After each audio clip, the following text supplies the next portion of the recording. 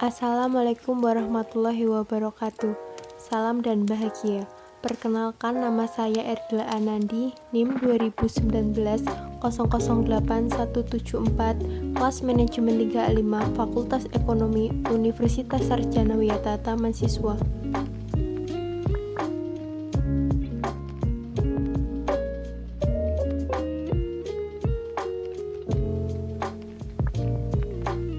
Di sini saya akan menanggapi tentang kebijakan ekspor benih lobster dan rencana pemerintah dalam rangka mengaktifkan kembali pembelajaran tatap muka.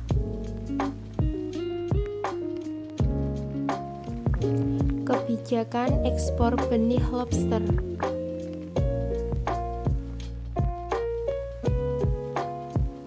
Kebijakan ekspor benih lobster.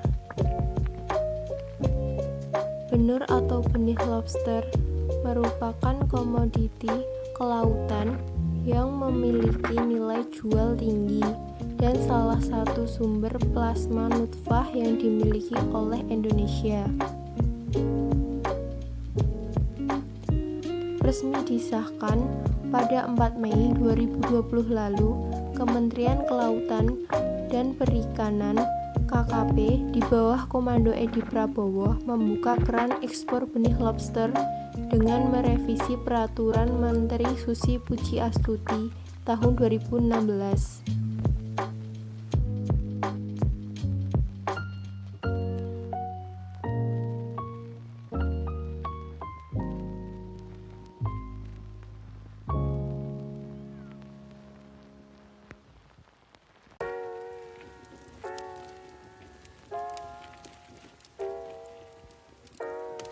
Peraturan Menteri Kelautan dan Perikanan Permen KP nomor 12 tahun 2020 yang mengatur tentang pengelolaan lobster, kepiting dan rajungan di wilayah Indonesia beserta berbagai petunjuk teknis lainnya masih menuai kontroversi hingga saat ini.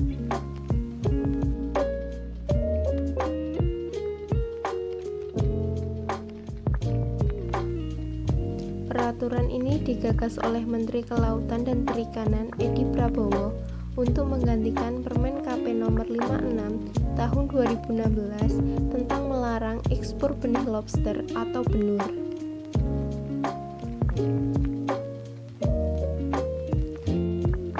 Di sini saya menolak kebijakan ekspor benih lobster.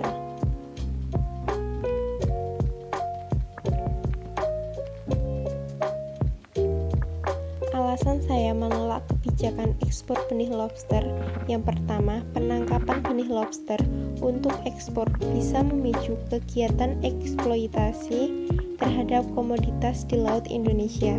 Yang kedua, kegiatan eksploitasi dapat membuat benih lobster punah di Laut Indonesia.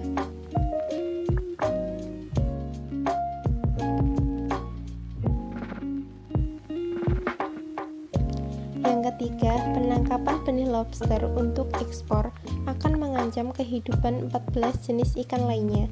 Sebab benih lobster dan 14 jenis ikan lain di laut punah, maka akan merugikan nelayan. 4. Kesejahteraan nelayan menurun karena benih lobster hanya dihargai murah.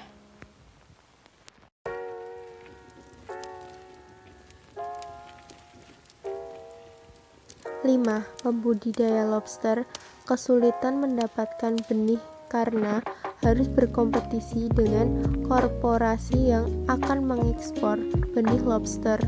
Yang keenam, lobster merupakan bagian ekosistem dari laut yang harus dijaga, dan itu adalah rangkaian makanan yang akan mempengaruhi produktivitas kelautan lainnya manakala itu habis.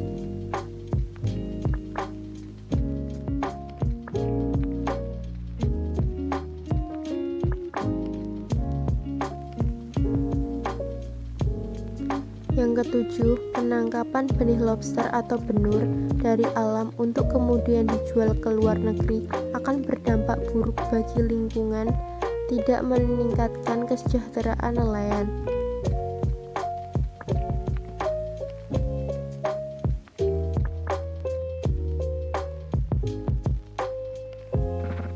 Yang kedelapan, ekspor benih lobster atau benur rawan akan terjadinya korupsi dan itu sangat membahayakan dan merugikan bagi negara.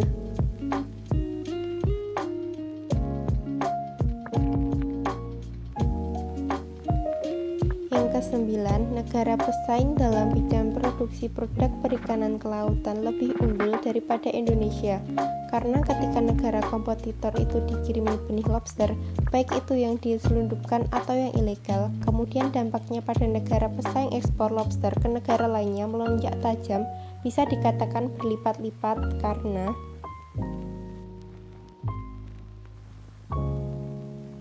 negara pesaing itu disuplai barang dari Indonesia.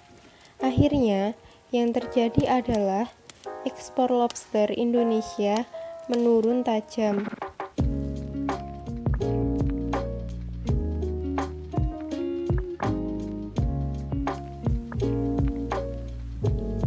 Demikian tadi alasan-alasan saya mengapa menolak kebijakan ekspor benih lobster.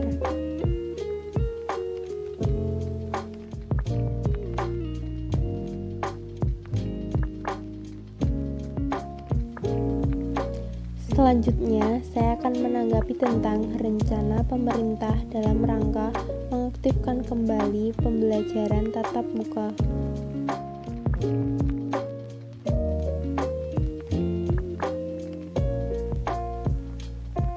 Pemerintah berencana kembali membuka sekolah dan mulai pembelajaran tatap muka pada Januari 2021.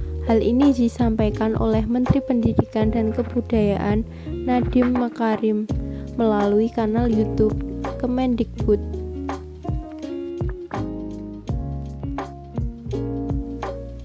Hanya saja diberikan opsi kepada orang tua siswa untuk memilih mengizinkan atau tidak anak-anaknya mengikuti kegiatan pembelajaran tatap muka ini.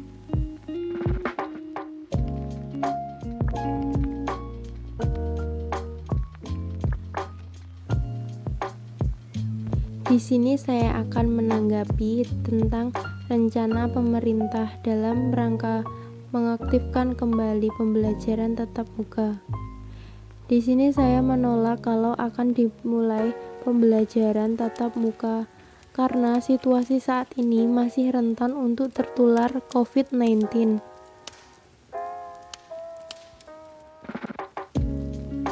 Kalaupun tetap dipaksa untuk tatap muka, itu pun harus menetapkan protokol kesehatan dengan ketat.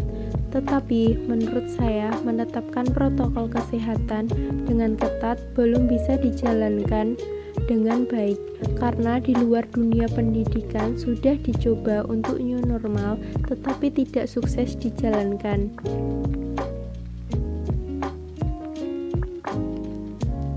Menurut saya juga untuk saat ini sebaiknya pembelajaran melalui sistem jarak jauh atau online karena itu lebih aman. Pelaksanaan kegiatan belajar dari rumah memang tidak mudah dilakukan. Namun, mengingat situasi seperti ini, model sekolah online penting diterapkan mengingat angka penularan COVID-19 yang masih tinggi. Demikian tadi tanggapan-tanggapan yang saya berikan. Kurang dan lebihnya mohon maaf. Terima kasih. Wassalamualaikum warahmatullahi wabarakatuh. Salam dan bahagia.